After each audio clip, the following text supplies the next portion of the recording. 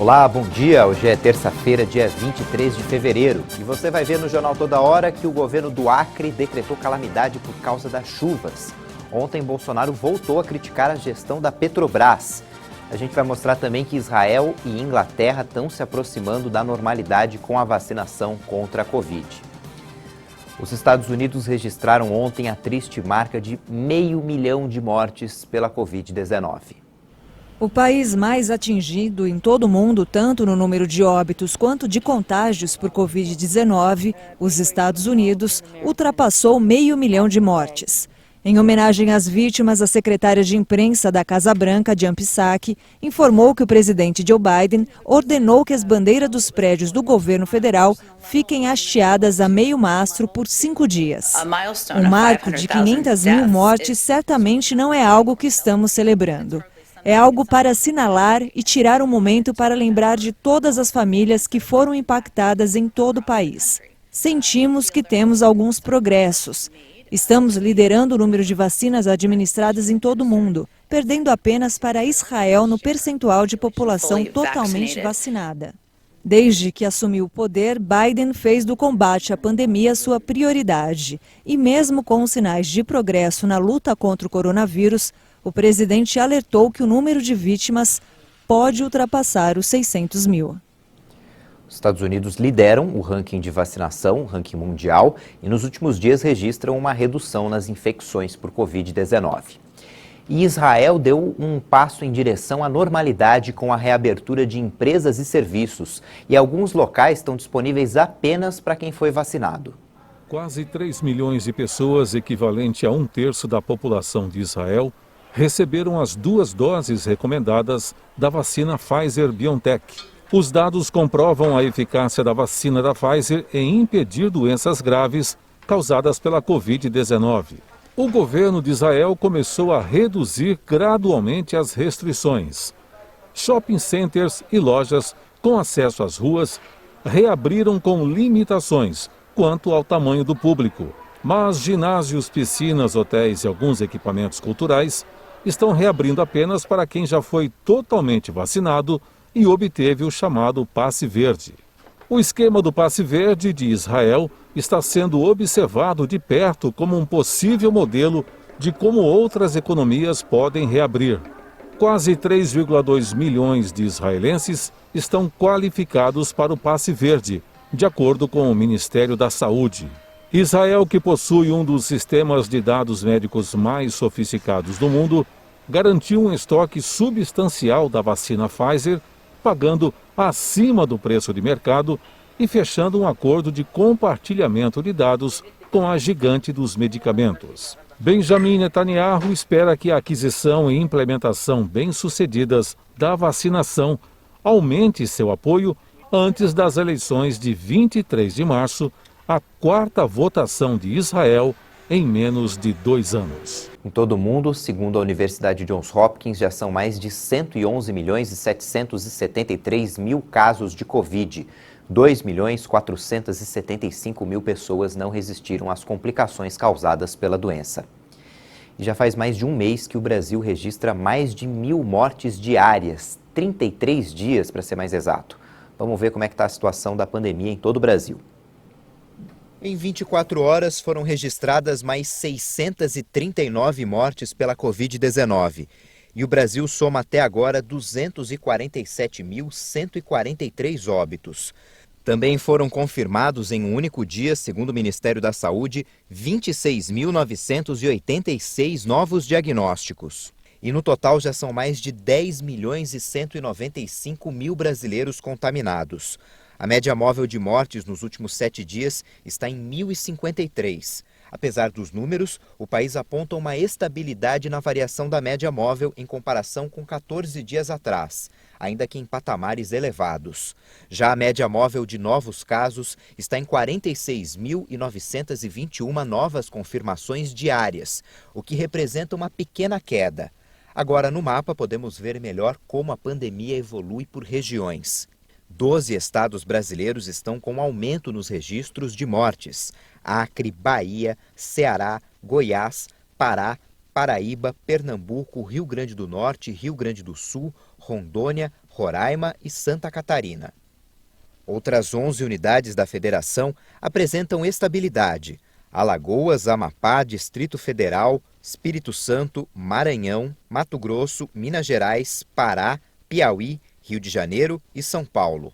4 estados estão em queda: Amazonas, Mato Grosso do Sul, Sergipe e Tocantins.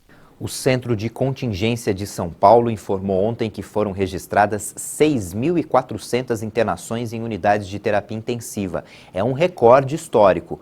Por isso, o estado deve ter uma nova classificação de fases da quarentena. O anúncio será feito amanhã e as mudanças devem começar já na sexta-feira. Mais de 300 funcionários do Butantan estão atuando na produção da vacina contra a Covid-19. O Instituto fabrica 1 milhão de doses do imunizante a cada 24 horas. Hoje, 3.400.000 doses recém-produzidas já começam a ser entregues para o Ministério da Saúde. Segundo a pasta e de acordo com secretarias estaduais, já foram vacinados mais de 6 milhões de brasileiros, o que equivale a 2,83% da população. Mais de 1.290.000, quase 1.300.000 pessoas já receberam a segunda dose do imunizante. O Ministério da Saúde aguarda uma orientação da presidência sobre as negociações para a compra de vacinas da Janssen e da Pfizer. Na semana passada, representantes da pasta se reuniram com membros das farmacêuticas e apontaram que cláusulas do contrato precisam ser revistas. Uma delas determina que o governo assuma a responsabilidade em ações judiciais por causa de eventuais efeitos colaterais da vacina.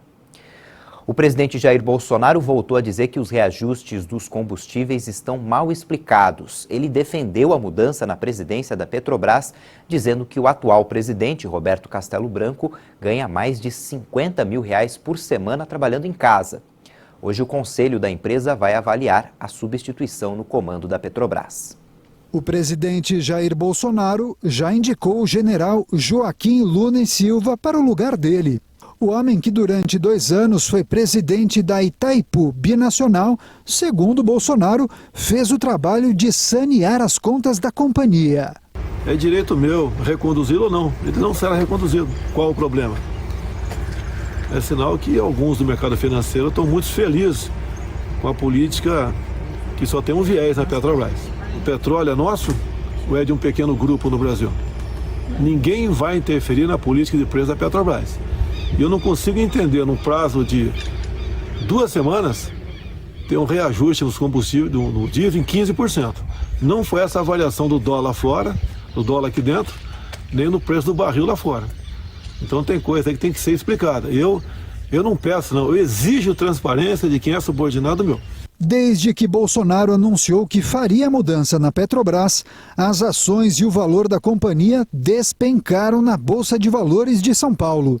O presidente Bolsonaro estava tranquilo ao explicar porque, além dos reajustes que chamou de inexplicáveis, não estava contente com o atual presidente da estatal.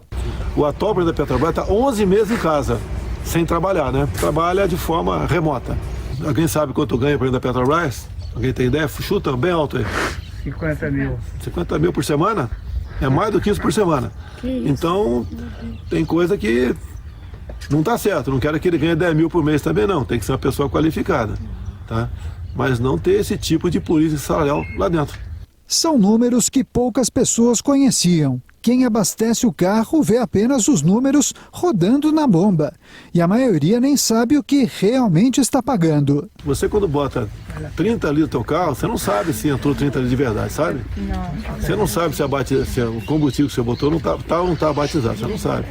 A margem de lucro da distribuidora, tá? Os ganhos do dono de pote de combustível, o preço dos impostos, o valor dos impostos você não sabe. O que acontece com os impostos? Eles são bitributados. O ICMS, por exemplo, incide não só em cima do preço do combustível na refinaria, bem como em cima da margem de lucro dos postos, dos ganhos das transportadoras, bem como em cima de PIS, COFINS, incide e em cima do próprio ICMS. Então, só se você jogar em cima disso aí, no mínimo 10% reduz o preço do combustível no final da linha. A estatal perdeu bilhões em valor de mercado ontem. Segundo o levantamento de especialistas, a empresa encolheu pouco mais de 74 bilhões de reais. Só na segunda-feira. Foi a segunda maior queda diária em valor de mercado da Petrobras desde o início do Plano Real. As ações recuaram 20%. Depois do intervalo tem a previsão do tempo e você vai ver o plano da Inglaterra para a volta à normalidade com a vacinação contra a Covid. A gente volta já.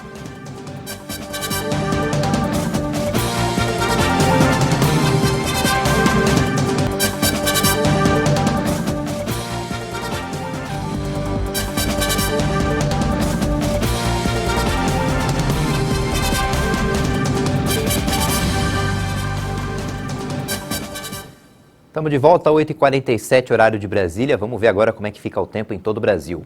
Nesta terça-feira, a chegada de uma frente fria à costa do Rio Grande do Sul vai provocar várias pancadas de chuva no estado. Na região da Grande Porto Alegre, pode chover a qualquer hora, mas intercalando várias aberturas de sol. As pancadas de chuva também acontecem entre a tarde e a noite em todas as áreas de Santa Catarina e no sul e leste do Paraná, inclusive em Curitiba. O dia também será marcado por sol, calor e pancadas de chuva isoladas entre a tarde e a noite em praticamente toda a região sudeste, inclusive nas 4 capitais, na região centro-oeste e entre o norte e nordeste do país. O tempo fica firme apenas entre o norte do Paraná, o sul de Mato Grosso do Sul e desde o norte da Bahia até o interior do Rio Grande do Norte. Chove de forma passageira na costa leste do Nordeste, inclusive em Salvador e em João Pessoa, e também sobre a região de Vitória. O tempo continua muito instável, com risco de temporais sobre as capitais Macapá, Belém e São Luís. A mínima prevista em Manaus é de 23 graus e faz 18 graus pela manhã em Brasília. Máxima de 29 graus em Belém, 35 graus no Rio de Janeiro e 34 graus na capital gaúcha. Ontem o presidente Jair Bolsonaro assinou uma medida provisória abrindo crédito de 450 milhões de reais para atender estados e prefeituras que decretarem calamidade pública por causa das chuvas. E ontem o governador do Acre, Gladson Camelli, decretou calamidade em 10 cidades do estado. Bolsonaro confirmou que vai até o Acre na quarta-feira e fará um sobrevoo sobre as áreas alagadas. O anúncio foi feito pelas redes sociais. Jair Bolsonaro disse que na quarta-feira vai até o Acre acompanhar o trabalho do Ministério do Desenvolvimento Regional. Segundo a assessoria do governo do Acre, um sobrevoo sobre as áreas alagadas está sendo preparado para que o presidente da República veja a situação. Dezenas de famílias já estão ilhadas, cidades como Serra Madureira, Tarauacá, Cruzeiro do Sul, Rio Branco, e o presidente tem uma palavra de alento e de apoio à nossa gente. Sabemos dos problemas através do senador Bittar, estamos agindo e na próxima quarta-feira, se Deus quiser, estaremos no Acre. Desde quinta-feira passada, o secretário nacional da Defesa Civil, Alexandre Lucas Alves, está no estado com uma equipe do governo federal para dar assistência necessária às famílias que vivem nos municípios atingidos pela enchente. Segundo o Ministério do Desenvolvimento Regional, 130 mil pessoas foram afetadas pela subida do rio. A capital do estado, Rio Branco, já teve reconhecimento de calamidade pública decretado na semana passada, mas foi em decorrência da enxurrada. Agora, um novo pedido deve ser feito com relação à inundação. Assim que a União fizer o reconhecimento da calamidade pública, recursos federais serão liberados para os municípios. Segundo o governo do Acre, 10 cidades foram atingidas pela cheia. Em Sena Madureira, por exemplo, os moradores se locomovem de barco pelas ruas e a água quase atinge os telhados das casas. O governador do estado, Gladson Camelli, esteve na cidade no fim de semana para ver a situação de perto. O governo federal está fazendo tudo o que pode e a prova é a presença do secretário aqui, para que a gente possa virar essa página. Eu estou preocupado, mas eu quero dizer para a população uma mensagem. Com Deus no coração e fé, a gente remove montanhas. Então, eu peço que a população que tenha paciência, eu sei que ele não aguenta mais esperar, estamos aí com várias situações críticas. E o que a gente precisa nesse momento é união. O governo federal está presente aqui com a Defesa Civil, com o Ministério da Cidadania, com o Ministério da Saúde, com o Ministério da Defesa. Nós já vamos reconhecer a situação de emergência de todo o estado e nós estamos fazendo os planos de trabalho para que assim que for solucionado o problema da liberação do orçamento, o dinheiro caia na conta dos municípios. O Ministério da Defesa informou que tem auxiliado na remoção de famílias atingidas pela cheia e prestando socorro nas aldeias indígenas isoladas pela água. Cestas básicas estão sendo distribuídas e os militares também têm trabalhado na construção e melhoria de abrigos. Por causa da cheia, estradas também foram alagadas. Na BR-364, única rodovia de ligação do estado com o restante do país, existem 2 pontos de alagação. Em um deles, a água cobre a pista, mas o tráfego de veículos está liberado. Em outro ponto, depois de 2 dias de interdição, equipes do Departamento Nacional de Infraestrutura de Transporte, o DENIT, fizeram uma elevação na pista. Além da crise provocada por causa dos alagamentos, o estado do Acre enfrenta também dificuldades no sistema público de saúde, por conta da Covid-19 e surtos de dengue. Há ainda crise migratória na fronteira com o Peru, na ponte binacional, onde, por ordem do governo peruano, uma barreira está montada, impedindo o retorno de imigrantes. Cerca de 60 pessoas, a maioria haitianos, estão acampadas do lado brasileiro da fronteira esperando uma solução para o problema. O governo do Acre informou que ofereceu transporte com a ajuda do governo federal para levar os migrantes de volta aos estados de origem, mas eles ainda não deram resposta. Uma equipe do Ministério da Cidadania esteve no local semana passada para mediar o conflito.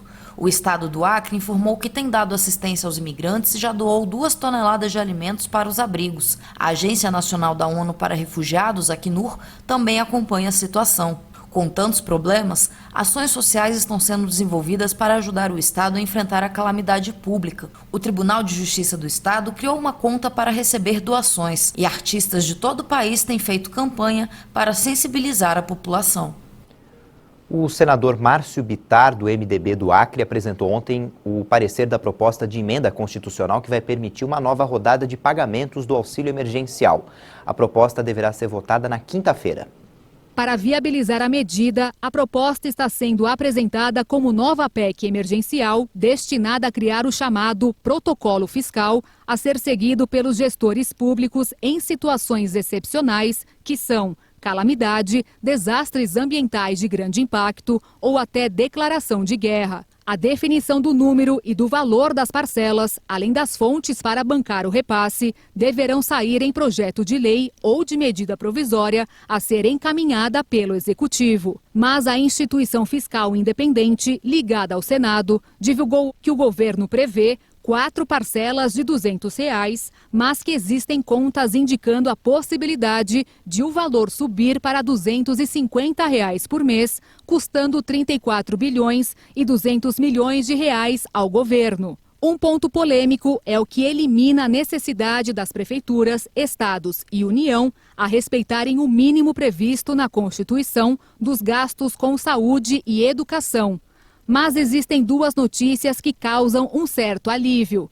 O senador não inclui no relatório a proposta do governo de reduzir a jornada e o salário de servidores públicos em até 25%. Mas as despesas não poderão aumentar.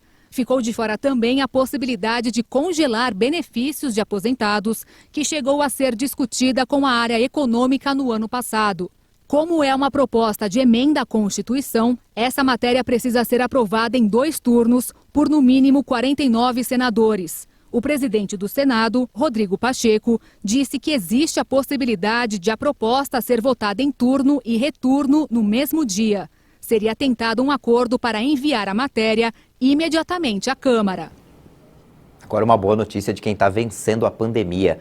O primeiro-ministro britânico Boris Johnson disse que espera praticamente um retorno à normalidade na Inglaterra para o final de junho. A declaração foi feita ao apresentar um plano classificado como prudente e irreversível para suspender o confinamento. A sequência vai ser guiada por evidências, de modo que a atividade ao ar livre vai ser priorizada como a melhor maneira de restaurar as liberdades, minimizando o risco. Em todas as etapas, nossas decisões vão ser conduzidas por dados e não datas. Todo o país entrou em um novo confinamento no início de janeiro para lutar contra a pandemia de Covid-19. Como a medida e a campanha de vacinação em massa resultaram em uma queda do número de novos casos, hospitalizações e óbitos, o primeiro-ministro apresentou ao parlamento uma estratégia baseada em 4 etapas. A primeira determinação vai ser a reabertura das escolas no dia 8 de março. Daqui 2 semanas, estudantes de todas as escolas e ambientes de ensino superior poderão retornar com segurança ao ensino presencial, apoiados por 2 testes semanais em alunos do ensino médio e universitário.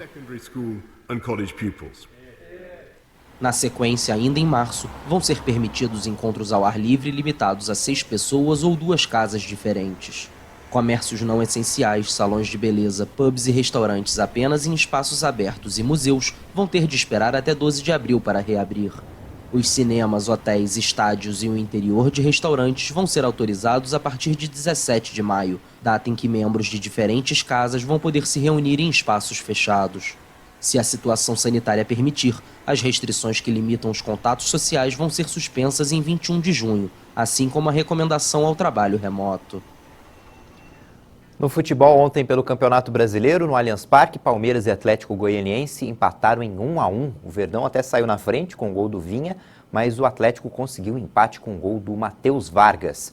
Com esse resultado, o Palmeiras está com 58 pontos na 7ª colocação e o Atlético permanece na 13ª com 47 pontos.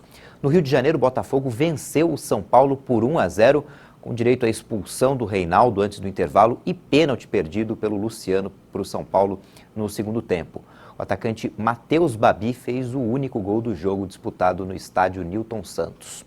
Com esse resultado, o tricolor paulista fica na 4ª colocação no Campeonato Brasileiro, está com 63 pontos. O Botafogo segue na lanterna com 27 pontos já rebaixado.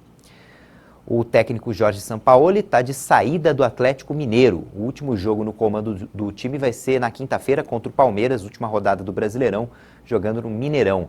O Sampaoli tinha contrato com o Atlético até o final de 2021, mas vai terminar esse contrato antes da hora. O provável destino do argentino é o Olympique de Marseille da França. O Sampaoli vai deixar o Atlético com 45 jogos disputados, contando esse do Palmeiras. Até aqui já foram 25 vitórias, 9 empates e 10 derrotas. Ele conquistou o Campeonato Mineiro de 2020 e no Brasileirão conseguiu esse ano a classificação direta do Galo para a fase de grupos da Libertadores. Essa edição fica por aqui, já tem outras informações com a Daniela Parisi e no YouTube você pode rever nossas reportagens. Tchau, bom dia!